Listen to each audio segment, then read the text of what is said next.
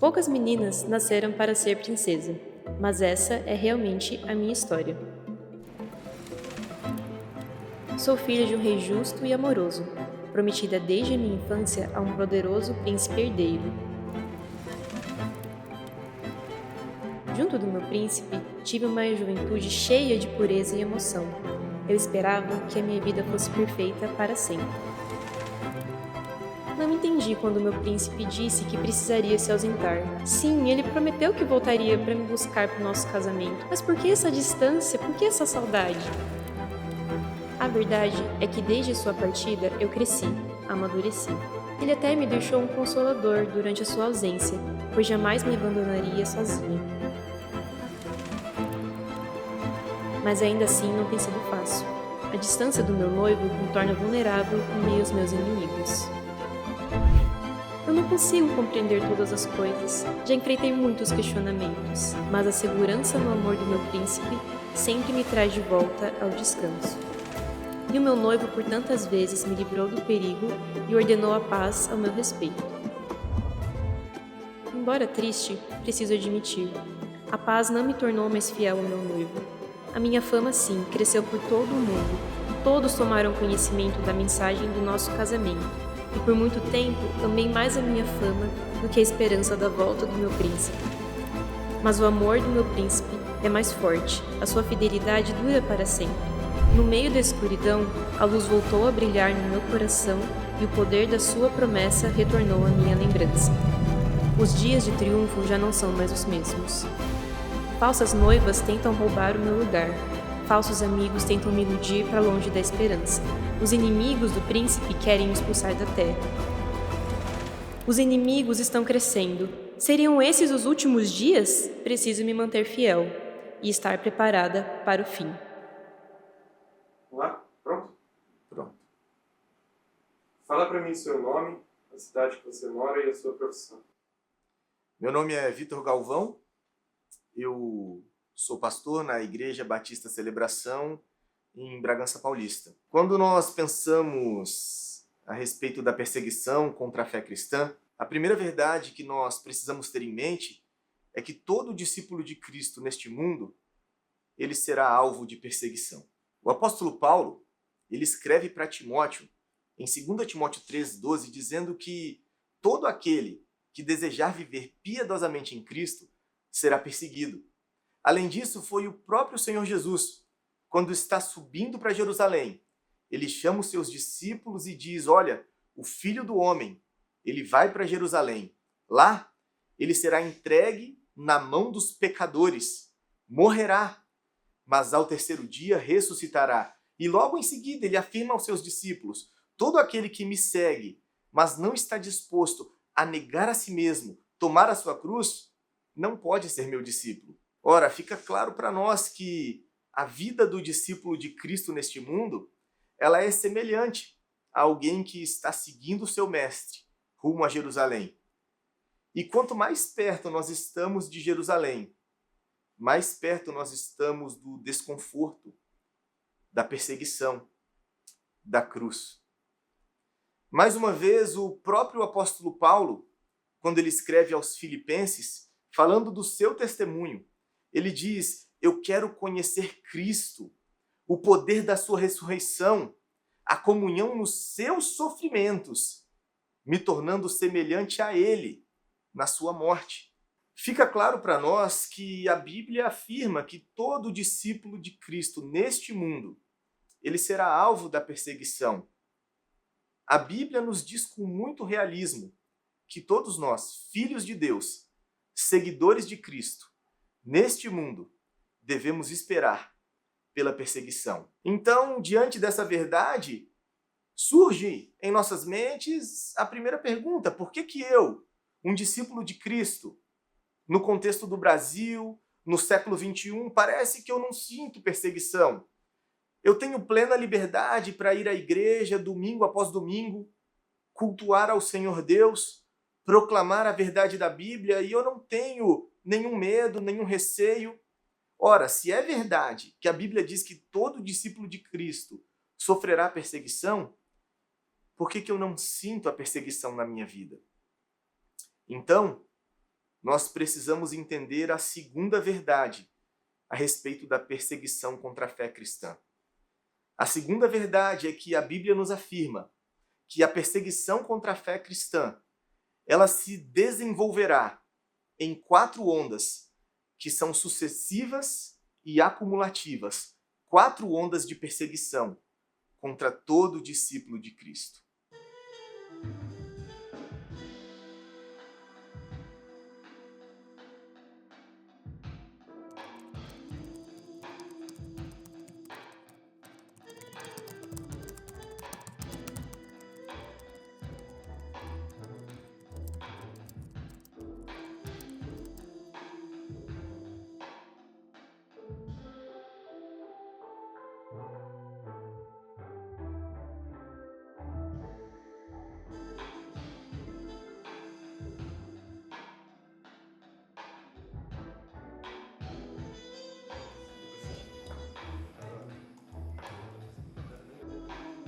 Conclusão finalizada, galera. Mentira! Ah, não! Nossa! Acho que eu não ia aguentar mais uma hora dessa tortura. Pior é que eu tô precisando muito dessa nota. De verdade, se eu passar direto, eu já vou chamar de milagre. Não, no meu caso, eu tirei uma nota miserável na prova. O trabalho se tornou a salvação do meu semestre. Sim, Não com passo. certeza. Nossa, demais. Ah, gente, eu só queria fazer um trabalho sólido, mas todo mundo ajudou e eu acho que é isso que conta. Não, peraí, Rebeca. Todo mundo ajudou, não é bem assim, né? Você Ah, carregou. Não, ela carregou a gente Não, nas nada a costas. ver. É. Não, Jean, todo mundo contribuiu do jeito que pôde. Não, é.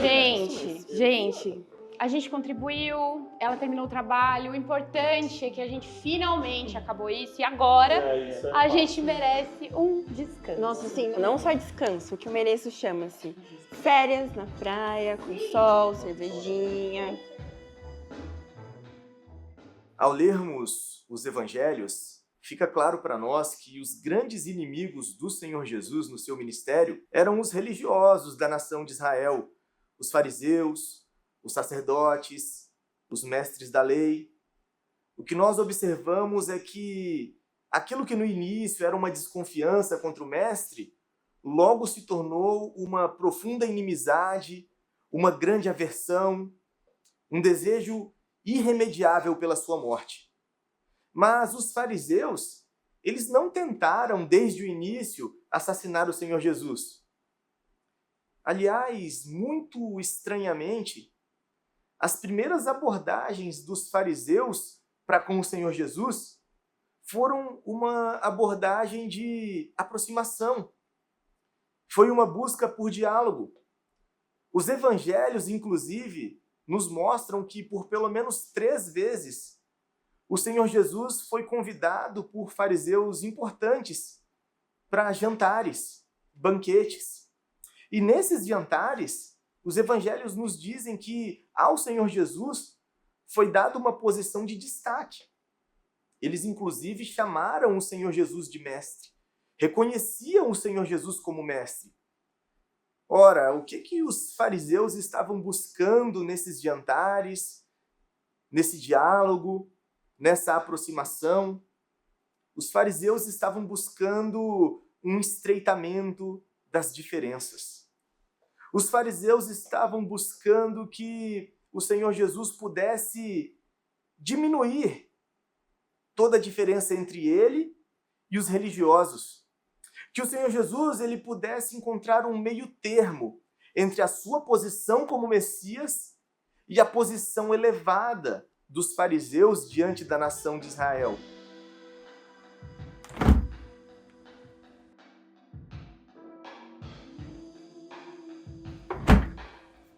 É isso sim. Rapaziada, eu acho que a gente mandou bem demais esse trabalho, mas Mandou agora mesmo, hein? eu acho que tá na hora da gente dar uma relaxada, né?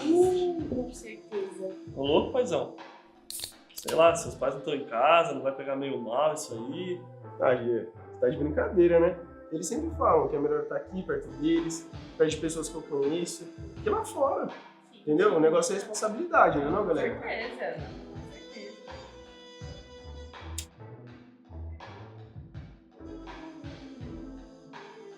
Vai, Gê. Não, Você esse pato de Vai boa. logo, Gê, para. Quem certeza. Galera, foi bom demais mesmo. Valeu pela ajuda. Vocês ajudaram pra caramba mesmo. Ah, não. Vamos embora. Ah, que tarde. A gente se vê amanhã na aula. Ah, Ei, Rebeca, obrigada. toda vez é a mesma coisa. Gente, de Sempre verdade. quer ir embora mais cedo. Parece que você nunca tá aqui com a gente. Parece que Pois não é, fala sério. toda vez é a mesma Parece coisa. que você nunca tá aqui com a gente, não é verdade? Não é isso, não é isso. Ah, o que é então? Porque assim, até onde eu lembro, quem te trouxe até aqui fomos nós. Senão você estaria lá sozinho, fazendo trabalho, com não sei quem. E não é só isso, né, Rebeca? Piruzinho, eu te trouxe pra minha casa. A gente te fez uma de nós, entendeu? Né? Muita falta de comida. E eu te dei carona, tipo assim. Muita gente daria tudo pra estar Nossa, aqui. com certeza. Pois é. Tipo, Galera, eu agradeço demais, de verdade. Vocês foram incríveis mesmo, mas isso aí não é pra mim. Ah. A vida que eu vivo é pra agradar Jesus, gente. Isso não tem nada a ver, não tem nada a ver com isso. Na verdade, assim, é ser a chata do rolê, presa. Pois é. O que a gente quer que você? Que você se divirta, sabe? Seja mais livre. É uma questão de conexões, de oportunidades. Se não fosse por mim, o Jean não teria conseguido estar. Nossa, Se verdade. você não tem Nossa, contatos, verdade. você se isolando desse jeito, você perde muita coisa na vida. Nossa, Rebeca, ó, é o seguinte, a gente não tá contra você. Você só não precisa ser tão radical assim, entendeu? A gente também tem um coração bom, entendeu? O Pedrão é um cara legal, eu sou um cara legal, a gente quer se dar bem na vida. Relaxa, senta aí, curte aqui com a gente. Caso o Senhor Jesus aceitasse a proposta velada dos fariseus, se o Senhor Jesus, por algum momento, ele se calasse pelo menos um pouco em relação aos pecados, às corrupções da nação, dos religiosos, se o Senhor Jesus negociasse um pouco a sua mensagem em direção a uma amizade, a uma aproximação com os fariseus, certamente o Senhor Jesus seria bem reconhecido. Certamente o Senhor Jesus ele ganharia até mesmo uma posição de destaque entre os grandes da nação. Certamente o Senhor Jesus teria um lugar de honra entre os maiores religiosos. Certamente o Senhor Jesus teria evitado a cruz. Isso é a cooptação. Essa foi a primeira onda da perseguição contra o nosso Senhor Jesus e continua sendo a primeira onda da perseguição contra cada um dos seus discípulos.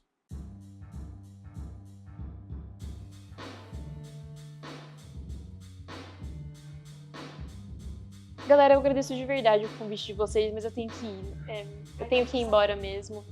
Mas valeu por tudo, viu, galera? Até amanhã. Ah, Rebeca, espera aí, vai.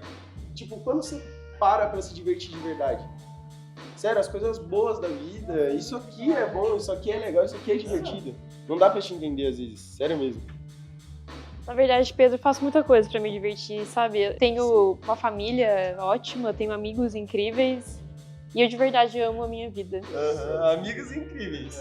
Mas o que E a vocês gente? fazem pra se divertir? Porque parece que não dá pra te entender. Muita coisa também, a gente passa os sábados, os domingos juntos na igreja e a gente se diverte muito. E igreja? É isso que vocês fazem pra se divertir? Não, fala a verdade, é isso mesmo? Pedro, é muito mais do que só diversão, sabe? É algo muito mais profundo, tem a ver com a paz que só Jesus pode dar. Não, peraí, paz. Isso aqui é paz, entendeu? E digo mais, cara, você acha que isso aí é suficiente? Você não tá perdendo nada? Olha o que você deixa de aproveitar aqui Sim. com seus amigos. A gente é o seu grupo de amigos. As ondas da perseguição, elas são sucessivas e acumulativas. Isso quer dizer que os fariseus, eles nunca tentaram de cooptar a mensagem do Senhor Jesus. Isso foi constante durante o ministério dele. Até antes da cruz, o Senhor Jesus, ele teria a opção de negociar com os fariseus, suavizar a sua mensagem para se livrar da condenação da cruz. Mas acontece que, juntamente com a onda da cooptação, começou a surgir uma busca por contradição. Isso quer dizer que os embates contra o Senhor Jesus no seu ministério, eles foram se tornando cada vez mais intensos. O Senhor Jesus, ele passou a ser cada vez mais vigiado pelos fariseus, que buscavam no seu comportamento, nas suas palavras, algum elemento que pudesse colocar em xeque a sua mensagem, que pudesse desmerecer as suas palavras. Rebeca, olha as suas atitudes. Você vive na igreja, mas você acha mesmo que Jesus seria como você? Porque de que adianta você estar sempre lá com seus amigos perfeitos? A gente não te fez mal nenhum. Na verdade, eu acho que a gente até te ajudou. Mas você... Cara, você vive como se você fosse melhor do que a gente. Você se coloca superior. Sabe o que te falta? Amor. Você acha mesmo que Jesus seria como você? Você acha mesmo que ele ignoraria as pessoas, colocaria uma barreira entre elas, como se o nosso jeito de viver não fosse bom o bastante? Você tem razão, Bianca. Jesus, ele nunca ignorou ninguém. Pelo contrário, foi realmente a santidade dele que chocou e atraiu as pessoas para se aproximarem dele. E é exatamente por isso que eu tento ser como ele. Não é pra me achar superior, eu nunca quis passar essa imagem. Mas por causa do meu amor por Jesus e pelo amor dele por mim que eu tento viver como ele viveu, sabe?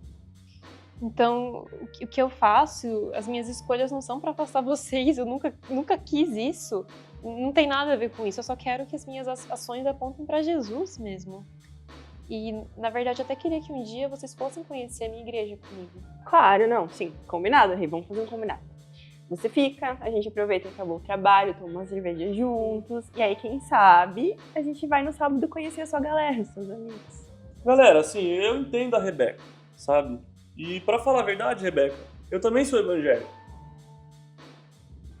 E eu já fui mais radical, assim, igual você, querer fazer tudo ao pé da letra. Mas eu descobri um negócio, Rebeca. Você querer ser santinha, assim, levar tudo muito rígido, ser abitolada, você vai acabar afastando as pessoas de você. E não é isso que Jesus espera. Jesus ensinou a gente a amar, né? A se importar com o próximo. Eu entendo, eu conheço da Bíblia, eu sei que você precisa ser sal e luz, entendeu? Fazer diferença, mas desse jeito aí você está criando um muro entre as pessoas. E aí você está fazendo diferença do jeito errado, não é o que Jesus espera de você não, entendeu? Separação.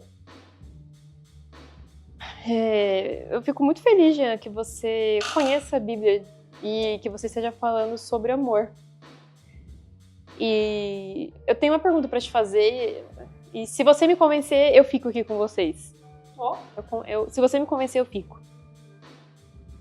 Jean, como é que eu vou fazer diferença nesse mundo se eu for igual a todo mundo?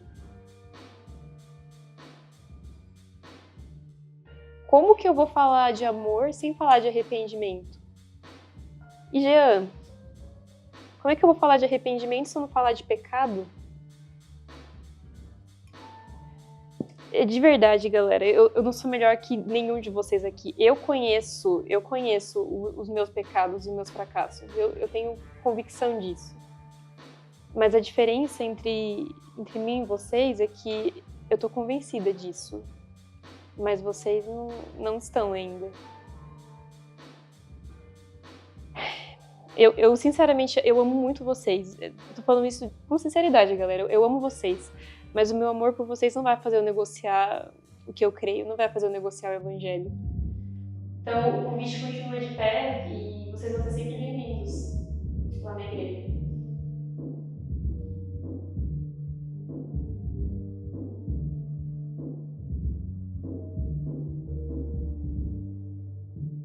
Esse tipo de situação foi constante no ministério do Senhor Jesus. Ele foi acusado pelos fariseus por permitir que uma pecadora beijasse os seus pés.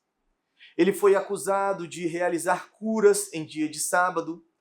Ele foi acusado porque ele comia com seus discípulos sem lavar as mãos ou porque ele não pagava o imposto do templo. É claro que, vez após vez, o Senhor Jesus, ele sempre calava as falsas acusações dos fariseus e ele demonstrava a sua hipocrisia. Mas é claro também que nunca foi fácil para o Senhor Jesus. Ele precisou exercer o seu ministério em absoluta dependência do Espírito Santo, sabedoria, vigilância. O Senhor Jesus sabia que ele estava realizando o seu ministério como uma ovelha em meio aos lobos. E assim também será na vida de cada discípulo do Senhor Jesus neste mundo. Ele precisará lidar com um olhar maldoso, vigilante, a busca por contradição e falsas acusações que este mundo terá contra o discípulo de Cristo para tentar desmerecer a mensagem do Evangelho.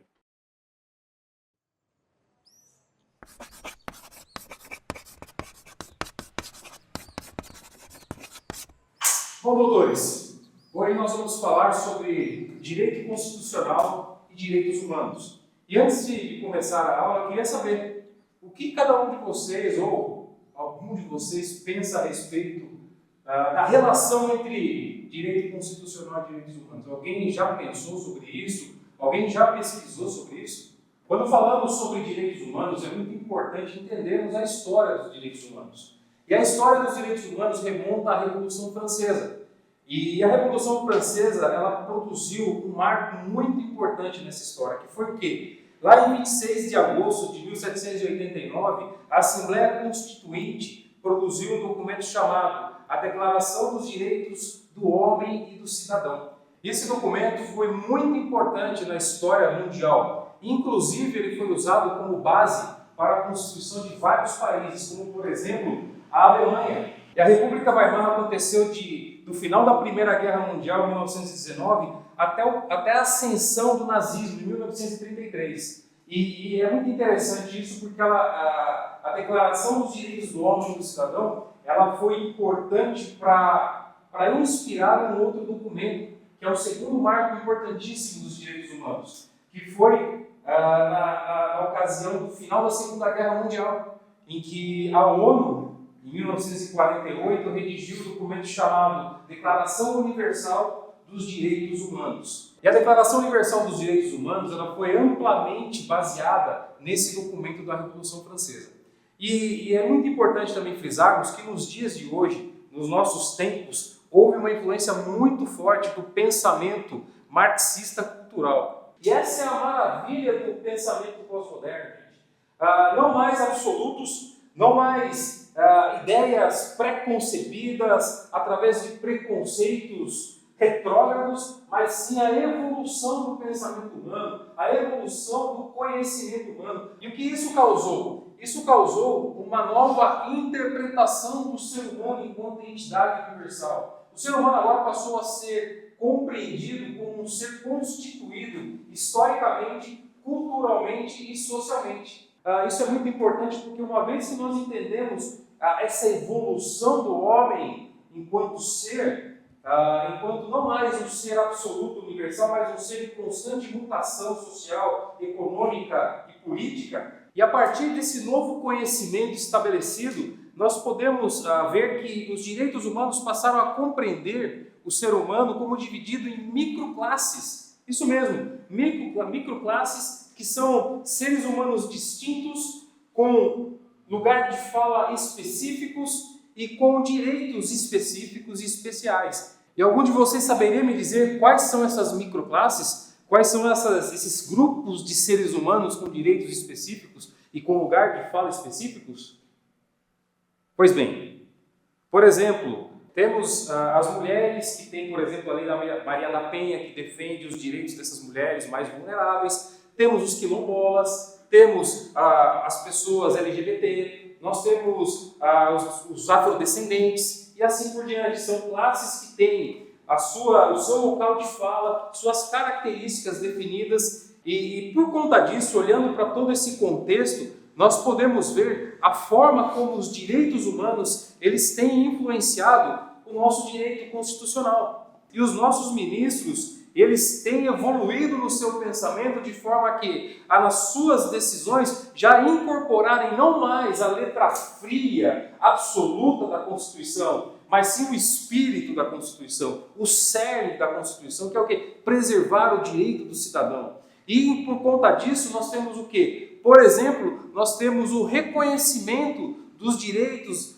daquelas pessoas do mesmo sexo que se casam. Inclusive temos avanços importantíssimos, como a discussão sobre a descriminalização das drogas, do uso de drogas, a descriminalização inclusive do aborto. Então nós podemos ver como o direito, a questão dos direitos humanos tem influenciado o direito constitucional e como a interpretação do direito constitucional, ela... Um minutinho só, já termino, já te dou atenção.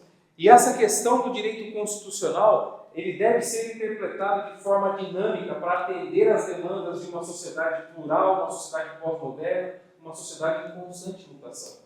Pode falar, André. Outra onda de perseguição contra o Senhor Jesus durante o seu ministério foi o escárnio, a zombaria, a gozação. A questão é muito simples. Os inimigos do Senhor Jesus jamais conseguiriam vencer nenhum debate contra ele. Então, o que eles começaram a fazer foi tentar ridicularizar o Senhor Jesus através da zombaria, através do escárnio. Nós podemos nos lembrar, por exemplo, do Evangelho de Lucas, no capítulo 16, quando diz que o Senhor Jesus está trazendo um ensino para os seus discípulos a respeito da questão do dinheiro. Mas o Evangelho nos diz que os fariseus, que eram avarentos, começaram a zombar do Mestre, ridicularizar o Mestre. Nós podemos nos lembrar também de outro momento, quando os fariseus eles já não tinham mais do que acusar o Senhor Jesus. E então cometeram o grave escárnio contra ele, a terrível blasfêmia contra o Espírito Santo. Professor, permita-me fazer uma pergunta? Diga. Professor, quem que realmente julga a história, sabe? Quem que julga a cultura? Quem que garante que essas mudanças que o senhor está falando são realmente avanços? Não é perigoso a gente submeter algo tão sólido como a Constituição a essas flutuações, sabe? De uma sociedade em constante mudança? Toda vez é isso. A fanática da Bíblia. Ele acabou de explicar. A gente evoluiu, o ser humano evoluiu. Você é muito ultrapassada. Se toca, garota. O que eu digo é simples. Quando a gente abandona a ideia de um criador, a gente relativiza tudo, inclusive as leis. E a gente para de estudar a lei em si para estudar essas dinâmicas culturais que moldam essa lei. Então, será que isso é progresso ou é um caos disfarçado? Olha, não é que você não pode dar a sua opinião, mas toda vez que você quer falar alguma coisa, parece que quer causar, polemizar. E eu sei que nem todo crente é assim, mas parece que quer chamar atenção o tempo todo. Olá, pessoal, calma. Doutora Rebeca, eu vou te dar o benefício da dúvida, mas vamos lá. Essa sua forma de pensar, ela pode soar até de uma certa forma cristã, mas ela soa como fundamentalista, tá? E esse tipo de fundamentalismo, ele tem trazido diversos males para a nossa sociedade, como, por exemplo, xenofobia, homofobia, racismo, misoginia e diversos outros tipos de preconceito contra o diferente. E nós justamente nessa aula estamos falando sobre a preservação dos direitos humanos, isso preservar o direito daquelas pessoas, daquelas classes que são as mais vulneráveis, daqueles que não têm o seu lugar de fala, daqueles que não têm a sua voz dentro da nossa sociedade. Assim, professor, eu não concordo com o que a Rebeca disse, mas alguém aqui parou para ouvir o que ela disse realmente? Não, todo mundo começou a zombar, a outra distorceu o que ela estava falando, aí já não é mais debate, isso aí é só opressão.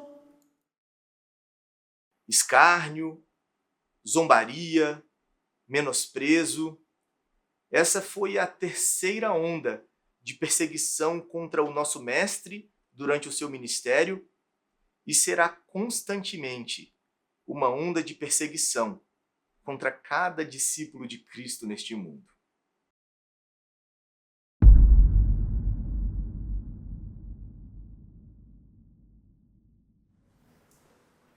Bom, vamos lá. Acho que a gente consegue desenvolver essa discussão de uma forma mais proveitosa. Vamos desenvolver um pouco o que a Micaele falou e vamos tentar finalizar esse assunto. Veja que vocês não podem generalizar, nós não podemos generalizar. Eu conheço inúmeros cristãos que são, assim, verdadeiros humanistas. Você, Rebeca, lê a Bíblia, não lê? O Senhor Jesus não disse que a lei é resumida em simplesmente amar a Deus e amar o próximo? Nós somos uma sociedade de constante mutação e a Bíblia foi escrita lá há milhares de anos atrás. Então, o princípio que rege a Bíblia, como ele mesmo disse, é o amor. A última onda de perseguição contra o Senhor Jesus foi a criminalização da sua mensagem. Os seus inimigos, eles conseguiram convencer a sociedade e também as autoridades romanas de que a sua mensagem em si, ela era criminosa. Ela merecia a condenação judicial. Inicialmente, eles forjaram um julgamento com as autoridades dos judeus, com acusações que eram extremamente vagas, vazias, acusações do tipo: ele está pregando contra o templo, ele se declara o Messias, o Filho de Deus. Diante do governador romano, Pilatos, a acusação era de que o Senhor Jesus estava promovendo uma rebelião contra o império. Ele estava se declarando rei em oposição ao César, ao imperador romano. O fato é que as acusações eram tão vazias, tão contraditórias, tão sem substância, que o próprio Pilatos não desejava condená-lo. Mas o que aconteceu é que os seus inimigos, eles conseguiram criar uma tese, um argumento, ou se nós até preferimos dizer, uma narrativa, que colocou a mensagem do Senhor Jesus como danosa, criminosa, digna da condenação judicial. E por causa disso, o Senhor Jesus e todos os seus discípulos que pregassem a mensagem dele mereciam a condenação e a pena capital. Então, o que nós vimos acontecer na sala de aula hoje foi algo muito infeliz, porque você não está falando da Bíblia, porque a Bíblia não ensina sobre isso. E isso está numa linha muito tênue que beira um discurso de ódio, porque você está usando a Bíblia não para expressar sua fé, mas para usá-la como um pretexto para extravasar o seu preconceito. Por isso, Rebeca, deixa eu te dar mais um conselho de amigo. Guarda esse tipo de mentalidade, esse seu discurso para o contexto do domingo à noite, lá na sua igreja. Se é que você vai encontrar acolhimento para esse tipo de pensamento lá naquele meio. Mas eu quero te dizer uma coisa, que na nossa sociedade, hoje, esse tipo de pensamento vai ser inaceitável. E esse tipo de discurso, ele é inaceitável não somente no nosso dia a dia, no nosso senso comum, no nosso cotidiano. Esse tipo de discurso e pensamento, ele é inaceitável inclusive na esfera legal. Vocês estão cientes disso?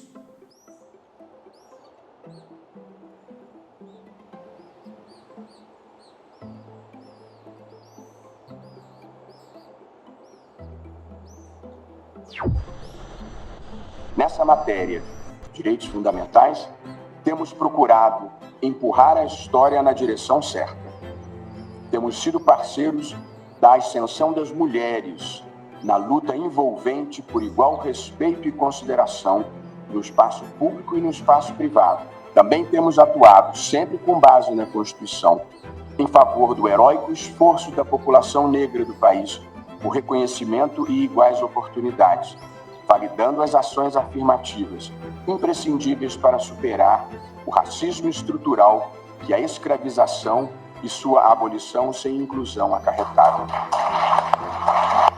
Do mesmo modo, a comunidade LGBTQIA+, obteve neste tribunal o reconhecimento de importantes direitos, com destaque para a equiparação das uniões homoafetivas às uniões estáveis convencionais, tendo por desdobramento a possibilidade do casamento civil. O que vale verdadeiramente a vida são os nossos afetos.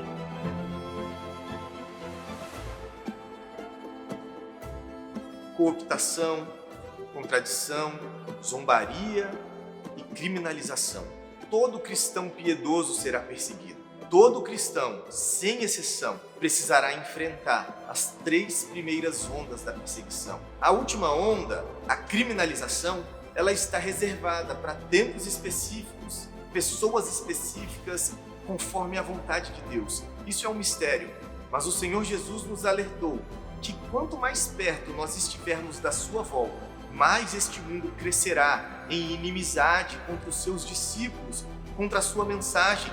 Quão longe nós ainda estamos da criminalização, nós não sabemos. Mas o nosso Senhor Jesus nos ordena estarmos preparados e a sermos fiéis até a morte.